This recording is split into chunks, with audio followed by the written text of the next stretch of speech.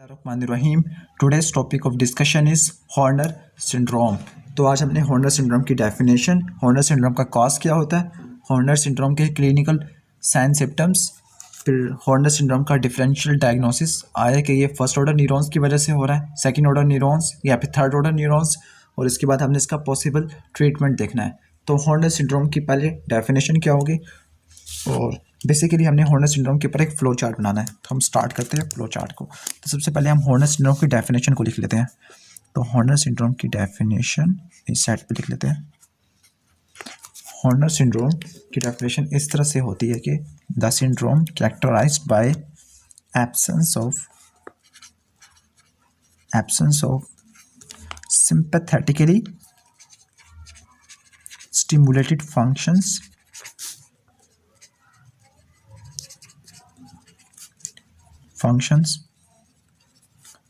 on the ipsilateral side of the head, यानी जिस side के ऊपर लीजन्स हुई है, स्पेसिफिकली सर्वाइकल सिंपैथेटिक ट्रॉन्क की, उसी साइड के ऊपर हमें साइन सिम्टम देखने को मिलते हैं। तो और साइन सिम्टम हमें सिंपैथेटिक नर्वस सिस्टम के देखने को मिलते हैं, और इस सिंपैथेटिक नर्वस सिस्टम की हेड के ऊपर है। हेड को सप्लाई करने वाला जो सिंपैथेटिक पार्ट होता है उसको बोलते हैं सर्वाइकल सिंपैथेटिक ट्रंक। तो हमारी डेफिनेशन इस तरह से होगी, absence of sympathetically stimulated functions on the ipsilateral side of head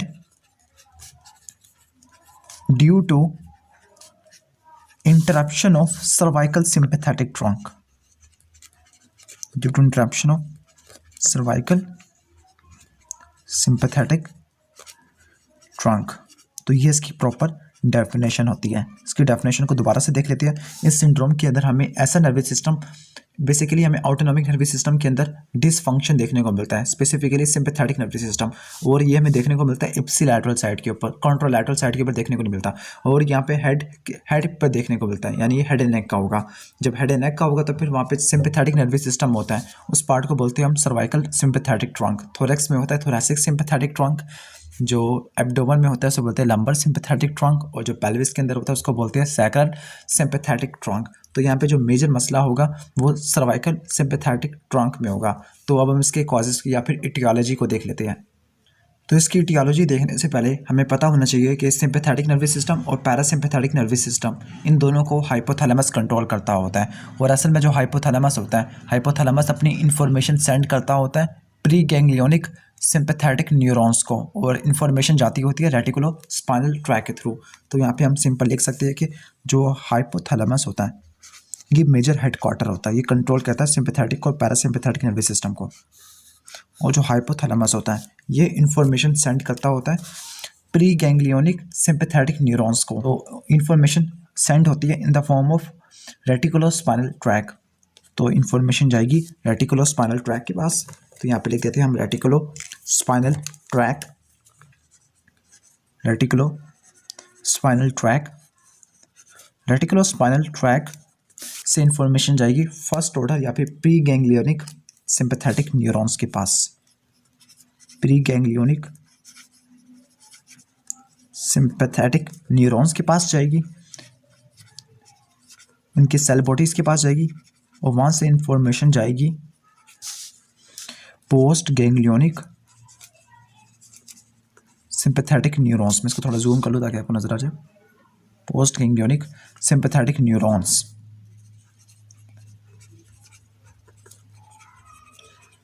और फिर वहाँ से इंफॉर्मेशन जाएगी इफेक्टर्स के पास। तो ये हो गया पूरा स्केच कि information hypothalamus reticulo spinal track, reticulo spinal track से प्री गैंग्लियोनिक सिंपैथेटिक न्यूरॉन्स, और वहाँ से पोस्ट गैंग्लियोनिक सिंपैथेटिक न्यूरॉन्स, और वहाँ से इफेक्टर्स। अब यहाँ पे सर्वाइकल सिंपैथेटिक ट्रंक कहाँ पे आएगा? असल में प्री गैंग्लियोनिक और पोस्ट गैंग्लियोनिक सिंपैथेटिक न्यूरॉन ये असल में होगी सर्वाइकल सिंपैथेटिक ट्रंक में, ये हो गया सर्वाइकल सिंपैथेटिक ट्रंक में। तो यहाँ पे लिख देते हैं हम सर्वाइकल सिंपैथेटिक ट्रंक। तो हमने किसी तरह इन्फॉर्मेशन को सर्वाइकल सिंपैथेटिक ट्रंक तक पहुंचने नहीं देना, या अगर इन्फॉर्मेशन पहुंच गई है तो फिर इसको डैमेज कर देना। तो अब इसके कॉजेस क्या हो गए? इसके कॉजेस यही हो गए कि हम किसी तरह रेटिकुलो स्पाइनल ट्रैक को डैमेज कर दें, किसी तरह प्री गैंग्लियोनिक न्यूरॉन्स को, या फिर सर्वाइकल सिंपैथेटिक ट्रंक को ही डैमेज कर दें। इसकी वजह से हमें हॉर्नर सिंड्रोम देखने को मिलेगा। तो फिर इसकी टियोलॉजी या फिर कॉजेस लिख लेते हैं हम इसके, जो इसके कॉजेस हो गए। लीजन्स, लीजन्स या तो हमें ब्रेन स्टेम में देखने को मिल सकती है, या तो लीजन्स हमें स्पाइनल कॉर्ड में देखने को मिल सकती है, क्योंकि स्पाइनल कॉर्ड का एक लैटरल हॉर्न होता है, उसी में प्री गैंग्लियोनिक सिंपैथेटिक न्यूरॉन की सेल बॉडी होती है। तो यहाँ पे लिख सकते हैं हम, यहाँ पर हम लिख सकते हैं lateral horn of spinal cord, वहाँ पे लीजन हो गया lateral horn of sympathetic spinal cord. अगर लीजन होता है ब्रेन स्टेम में तो फिर रेटिकुलो स्पाइनल ट्रैक्ट डैमेज होगा, अगर लीजन होता है स्पाइनल कॉर्ड में तो प्री गैंग्लियोनिक न्यूरॉन डैमेज हो गए, या फिर लीजन होता है सर्वाइकल सिंपैथेटिक ट्रंक में, इस केस में पोस्ट गैंग्लियोनिक न्यूरॉन डैमेज हो गए। तो lesion in sympathetic trunk, cervical sympathetic trunk.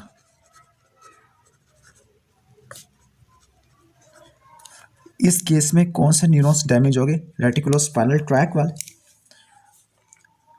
Reticulo spinal track damage होगा इस केस में, या फिर इस केस में प्री गैंग्लियोनिक न्यूरॉन्स डैमेज हो गए, और इस केस में पोस्ट गैंग्लियोनिक न्यूरॉन्स डैमेज हो गए, पोस्ट गैंग्लियोनिक न्यूरॉन्स।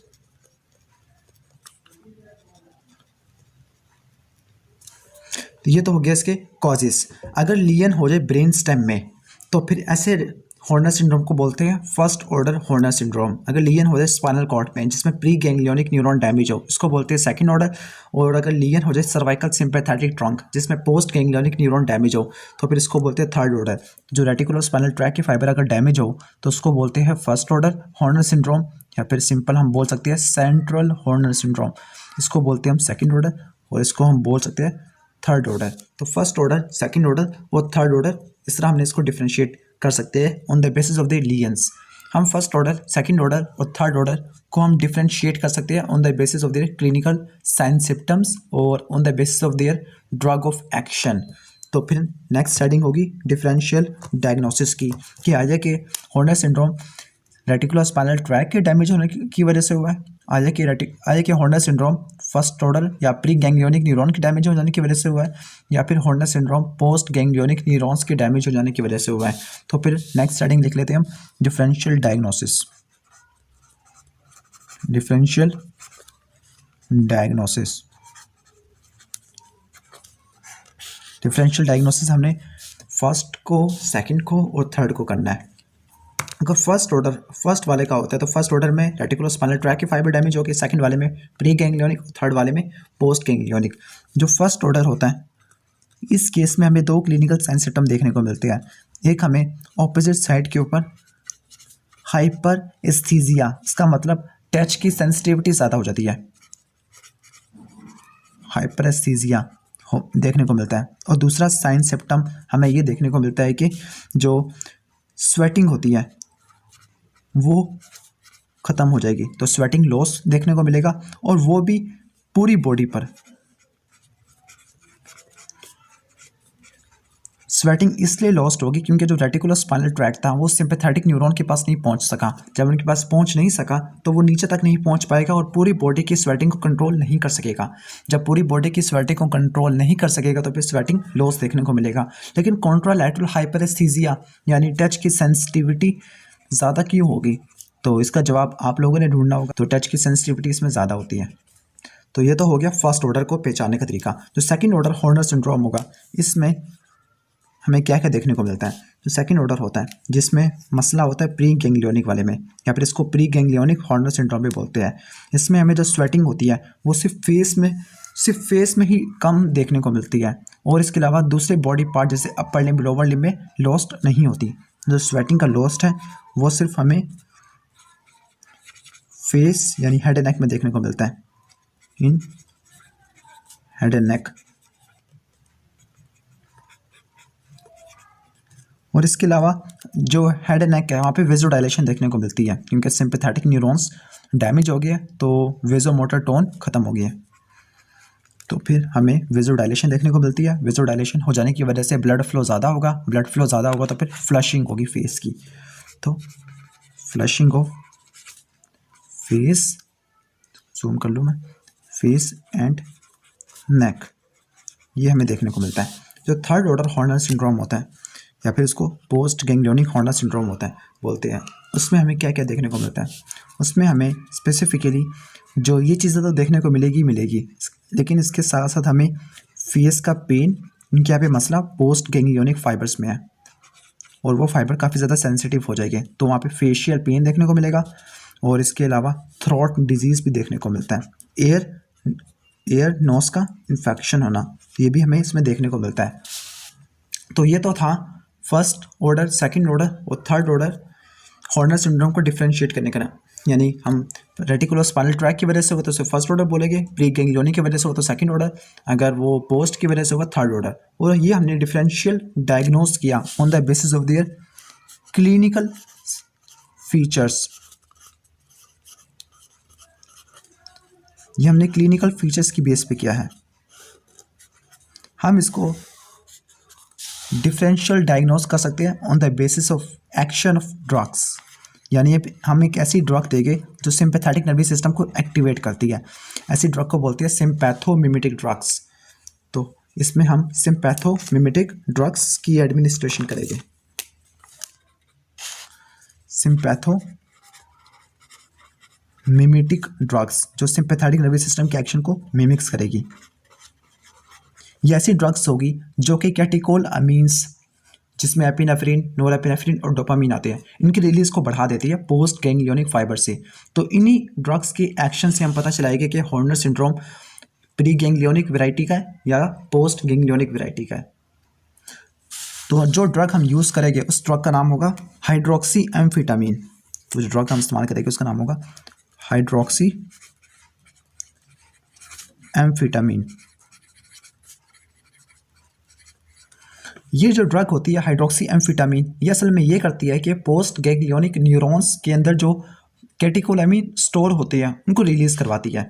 इससे ये होगा कि अगर फर्स्ट ऑर्डर हुआ हुआ है, यानी प्री गैंग्लियोनिक हॉर्नर सिंड्रोम हुआ हुआ है, प्री गैंग्लियोनिक, तो प्री गैंग्लियोनिक वाले में मसला प्री गैंग्लियोनिक न्यूरॉन्स में होगा, लेकिन पोस्ट गैंग्लियोनिक न्यूरॉन तो इंटैक्ट हो गए। तो प्री गैंग्लियोनिक हॉर्नर सिंड्रोम में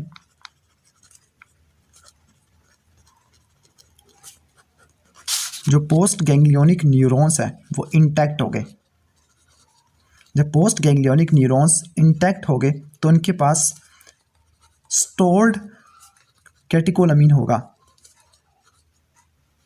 जब इनके पास कैटेकोलैमिन स्टोर हुआ हुआ है लेकिन रिलीज इसलिए नहीं हो पा रहा क्योंकि प्री वाले इनको स्टिमुलेट नहीं कर पा रहे, तो जो कैटेकोलैमिन स्टोर हुआ हुआ है वो रिलीज हो सकता है लेकिन उसको स्टिमुलेट कराने की ज़रूरत है। तो अगर हमने हाइड्रोक्सी एम्फेटामिन की एडमिनिस्ट्रेशन किया है और जो कैटेकोलैमिन रिलीज होते हैं तो उसका मतलब पोस्ट गैंग्लियोनिक न्यूरॉन तो इंटैक्ट है लेकिन प्री गैंग्लियोनिक न्यूरॉन्स डैमेज है। तो फिर इसको नतीजे में हमें क्या देखने को मिलेगा, जो साइन सिम्टम होंगे वो एलिविएट हो जाएंगे, यानी वो कम लेस वर्स्ट हो जाएंगे। जो साइन सिम्टम है वो एलिविएट हो जाएंगे।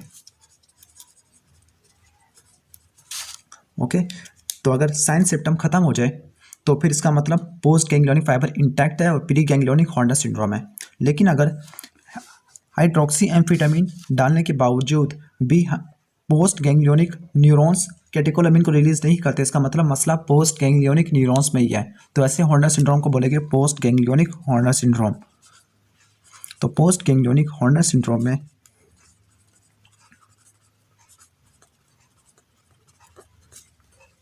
जो पोस्ट गैंग्लियोनिक न्यूरॉन्स है वो डैमेज हो गए। जब पोस्ट गैंग्लियोनिक न्यूरॉन्स डैमेज हो गए तो वो कैटेकोलैमिन को रिलीज नहीं कर सकते। तो कैटेकोलैमिन रिलीज नहीं होगी। जब कैटेकोलैमिन रिलीज कम से कम होगी तो फिर साइन सिम्टम में कोई तब्दीली देखने को नहीं मिलेगी, तो फिर नो एलिविएशन। तो ये था differential diagnosis on the basis of clinical features, on the basis of action of drug.